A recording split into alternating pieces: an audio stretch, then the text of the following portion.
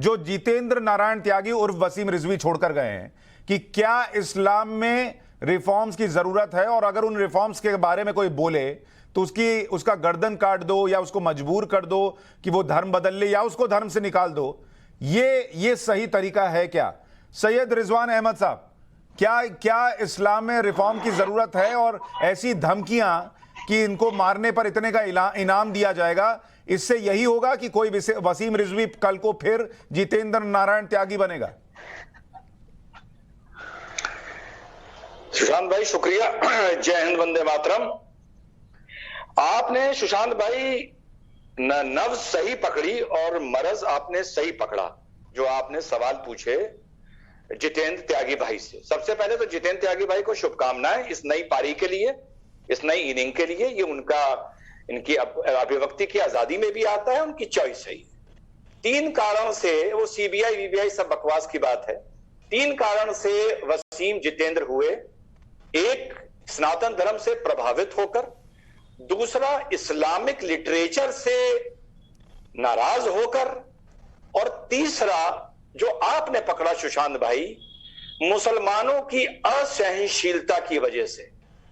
इन तीनों कारणों में बतौर कमेंटेटर, मैं भी सुन्नी मुसलमान हूं, जो ये तीसरा कारण मैंने जो बताया है, वसीम ने इस्लाम पर या हजूर पर पिछले कुछ दिनों में ही प्रहार करना शुरू किया। अगर आप क्रोनोलॉजी देखिए, जो उन्होंने बात बोली कि मैंने 4 साल पहले राम मंदिर की बात की थी, मैं पहला मुसलमान था, यहां वसीम भाई बिल्कुल गलत हैं।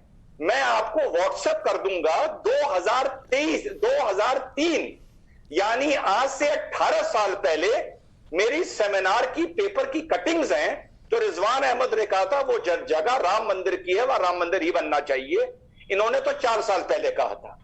और जो अपनी मुहिम वसीम भाई 4 साल पुरानी बता रहे हैं सुशांत भाई, ये ऑन डॉक्यूमेंट, अगर आप मांगेंगे मैं आपको भेज दूंगा, मेरी 20 साल से चल रही है। हुआ ये कि वसीम भाई ने इस्लाम और हजूर को टारगेट करना आखिर की अपने समय में शुरू किया, मैंडेटरी ओवर्स में।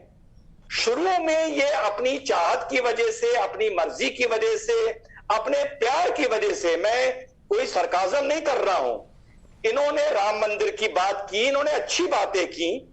मुसलमान में अब 2 तरह के सुशांत भाई लोग हैं। एक वो है जो चुप रहते हैं सुशांत भाई, वो कुछ नहीं बोलते, उनमें हरकत नहीं है, वो गूंगे हैं।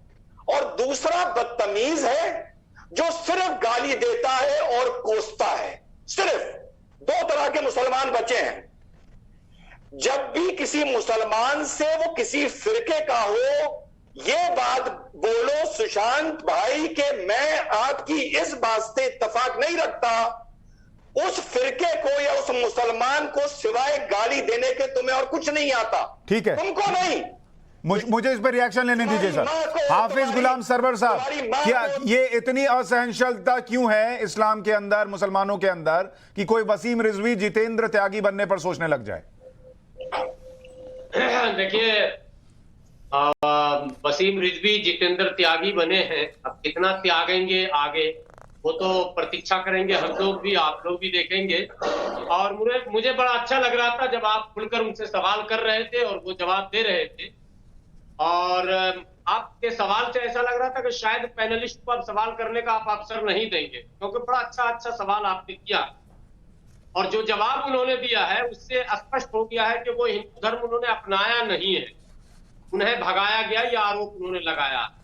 देखिए, 2 बातें मैं कहूंगा। पहली बात जो अभी हमारे पैनलिस्ट कह रहे थे, ये दोनों तो मुकाबला कर रहे हैं कि पहले हमने कहा राम मंदिर बनाओ, पहले हमने कहा राम मंदिर बनाओ, और ऑन रिकॉर्ड ये भेज भी रहे हैं आपका भी व्हाट्सएप पे रिकॉर्ड पूरा। बहरहाल रिजवान साहब की बात मैं कर रहा हूँ। 2, 3, 4 आरोप इन्होंने आज लगाए, जब भी डिबेट में आते हैं लगाते हैं। अच्छी बात, हाफिज